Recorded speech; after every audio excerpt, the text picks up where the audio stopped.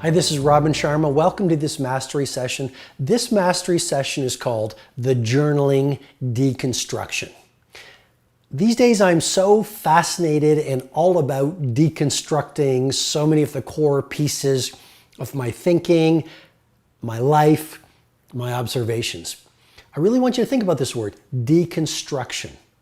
If you run a business, ask yourself, how can I deconstruct what has made my business successful? If you are a professional athlete, a lot of professional athletes and pro sports stars are watching these mastery sessions, ask yourself, how can I deconstruct the best performance I've had this year? If you are a teacher, ask yourself, on my best day in front of my class, let me deconstruct what I did, what I ate, what I thought, how I behaved to deliver that result. The more you can deconstruct things, if you go to a conference and you say, wow, that was fantastic, deconstruct why it was so fantastic, because with more clarity, you can do more of it. So I hope I'm making sense, but this idea, I want you to think about deconstructing the things that are working for you and then deconstructing the things that don't work for you. Let's say you gave a presentation at the office to your teammate and it didn't go so well. That's okay. You know, failure is the price of legendary, but you want to learn from it. Okay, a failure is only a failure if you allow it to become a failure versus a leverage point to your next level of world class. And so if the presentation didn't go well, you want to take the time in deep reflection or meditation or journaling to deconstruct what happened so that you can wrap your brain cells around what you want to do next time. Which really brings me to this mastery session, Journaling Deconstructed. You know from previous mastery sessions, or if you've read any of my books, how much I believe in the tool of journaling. You know, much of it came from a book I read a while ago called The Artist's Way. It was a very popular book a few years ago, and she talked about morning pages. Julia Cameron is the author, to give credit where it's due. And so I've created this ritual every morning, yes, 5 a.m., or it happens between 5 and 6 a.m., where I am writing. Or on an airplane, pretty much during takeoff, yes, I don't have my tray table up. Yes, I have my seatbelt on, but I've got my journal and I start writing. And this is a little tactic for those of you who fly a lot, but you want to, as soon as the plane takes off, pull out the book or pull out the journal or pull out your plans and start looking at them. And it sounds very obvious, but that gets your brain focused on the work or the creativity or the valuable productivity versus turning on the TV or the film or et cetera, and losing 4 or 5 hours of flight time, because I believe airplane time is showtime. I can't tell you, and I know I'm digressing a little bit here, but I can't tell you the value. Out of all the travels, I've flown millions of miles over the past decades, and I've used almost every single airplane flight to think, to plan, to read, to learn, to journal, to study. And I not only land without jet lag, because I think jet lag is a mind virus, but I've used all of that time in the air to work my craft, to prepare for my clients, to plan great trips with my loved ones, to read books of great entrepreneurs or great productivity people or great psychologists or great humanitarians or great wisdom. And so if you fly a lot, you want to make sure you use as much of that plane time as possible versus, you know, playing solitaire over a 6-hour flight because you just got into that trap. So anyway, journaling. I have deconstructed journaling into 7 key steps or 7 key reasons to journal that, with great humility and with great passion, because I really am going to challenge you with great respect to install this habit of journaling. And so I'm going to share these 7 reasons why I encourage you to journal, and this is my deconstruction. And the first reason to journal, and this is the most important reason to journal, is it organizes your thinking. You see, you ask most people, you ask average performers, what are your top 5 visions? Or what are your top 5 values? Or what's your big 5 for this year? Or what do you want your life to stand for? Or what are the 5 things that make you happiest? Or what are the 3 foods that fuel your energy? Or who are the 7 people you would most like to meet to lift your game so you own your marketplace? And they'll say, great question. I don't know. And the point is simply this. Vague thinking leads to vague production. I'm going to say that again because it's so important. Vague thinking leads to vague production. And so clarity breeds mastery. So the first reason to journal, like write about your day, write about your ambitions, write about what you just learned from that wonderful conversation. I had a mastermind conversation with a friend a few days ago. And after that, I sat down for probably 3 hours with my black journal, and I wrote, I think it was 23 learning points that I received from that mastermind. And so that organizes my thinking, and it breeds incredible levels of clarity. And with better clarity, you can make better decisions in your business life and in your personal life. And with better decisions, you're going to see these better choices. So the first reason I encourage you to journal is it'll organize your thinking. The second reason I encourage you to journal, it fosters hope. You might be going through a really painful time. You might have lost a loved one. You might have lost a job. You might have faced one of life's inevitable disappointments, which actually, adversity is an opportunity for mastery to the A player. But anyway, maybe you're suffering right now. And so when you're writing a journal about what you want to happen, I call it a pre-performance template. Just write it out. Here's what I want to happen in my love life. Here's what I want to happen in my health. I missed the job opportunity or the job promotion. Here's what I want to happen. The very nature starts to train your brain on something bigger and better and higher and more beautiful. And then by doing that, you actually galvanize your confidence and you become filled and inspired with hope. And you know this, but confidence really is the needle mover. People say, well, it's about being bright. Well, okay, fine. But, I know a lot of billionaires who are not the brightest people in the room. And I said that with great respect, but they're the most confident. Persistence. Give me persistence over intelligence every single time. It's the hungriest who wins, not necessarily the most gifted. My point is simply the second reason to journal in this deconstruction is it'll fill you with hope. Number 3. Journaling allows you to repeat and relive your favorite experiences. So I was in Barcelona about a month ago. It was with my Icon X group. This is the private, exclusive, small group of entrepreneurs and industry titans that I coach. And so we were having one of our 2-day sessions in Barcelona. And as I often do, I take them to my favorite restaurant in the city where we're in. So I took them to a place, and you have to eat at this place, please, before you get to the end of your life. It's called Calchim.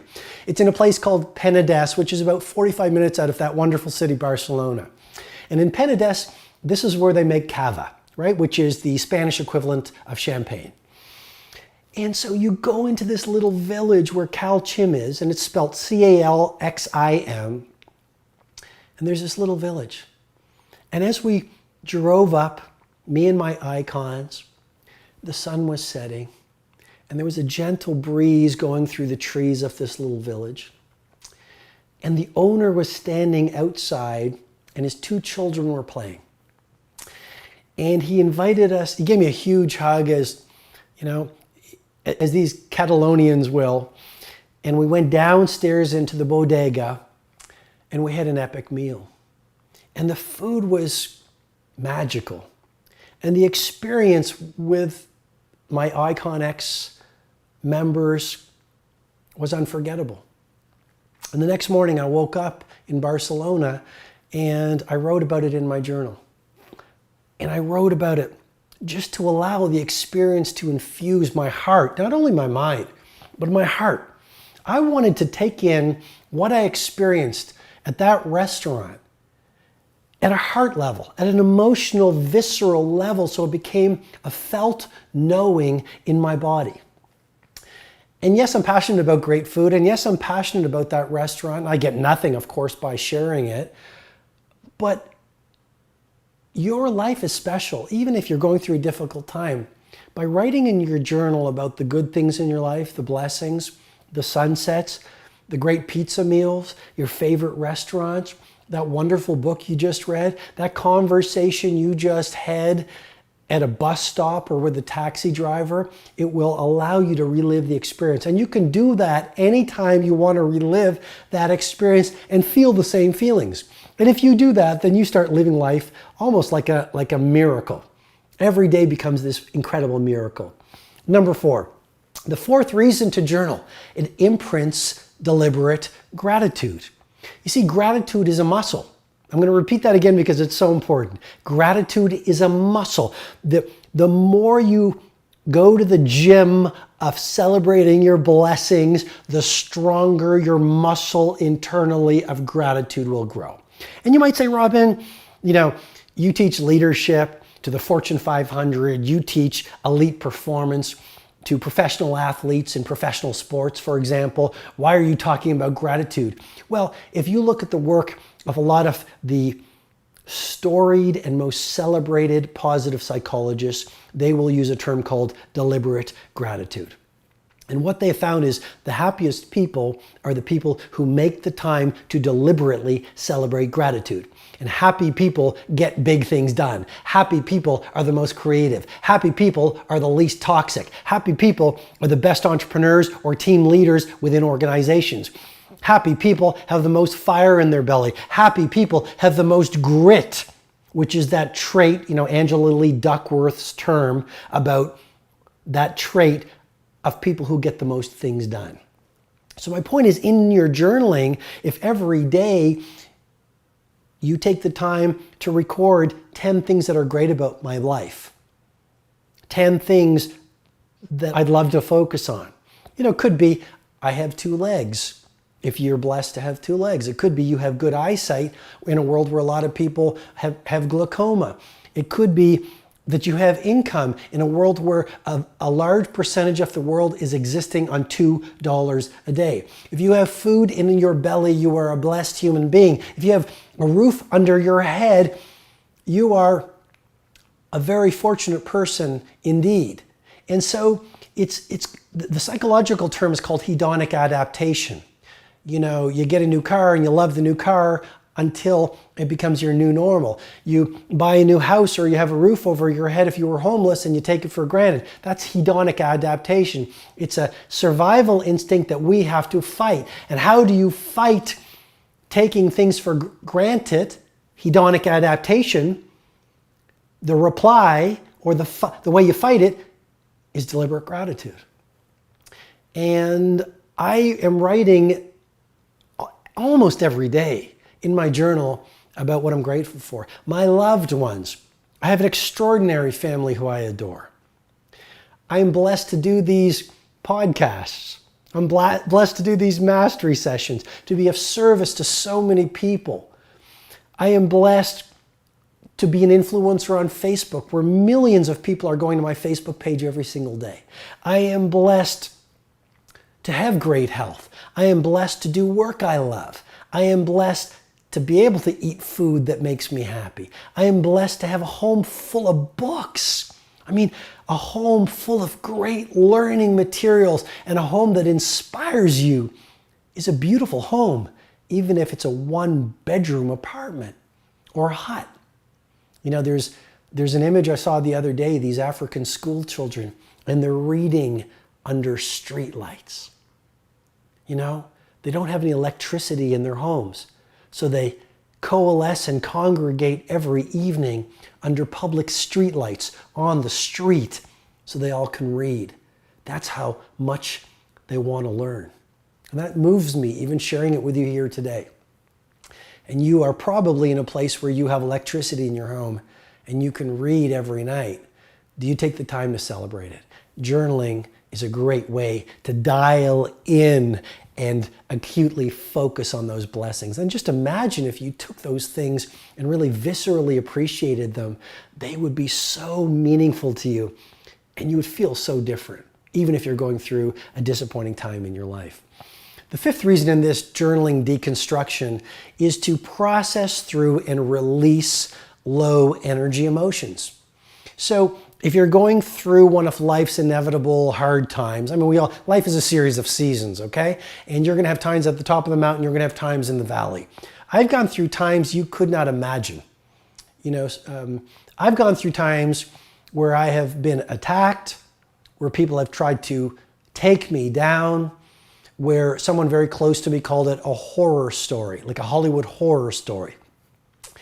And I have pivoted during those times and used them as much as I humanly could do so to open my heart, to teach me forgiveness, to teach me faith, to teach me love, to understand that my enemies, and I don't have any enemies, but those people who tried to hurt me and destroy me were also helping me become a deeper, stronger, faster human being who was even more of service to you.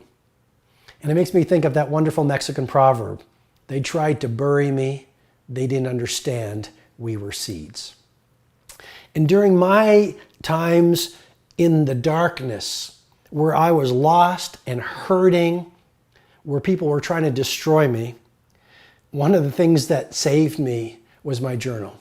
Some days I would write for hours, and I would process the pain, and I would process the disappointment, and I would write about my confusion. You see, here's the key. Any great psychologist will tell you, and any great philosopher will tell you, if you do not feel through and release the pain and the disappointment and the anger towards forgiveness and freedom and love, you will repress and suppress those low energy emotions. And if you do, you'll be a toxic person. If you do, you'll be bitter 10 years later.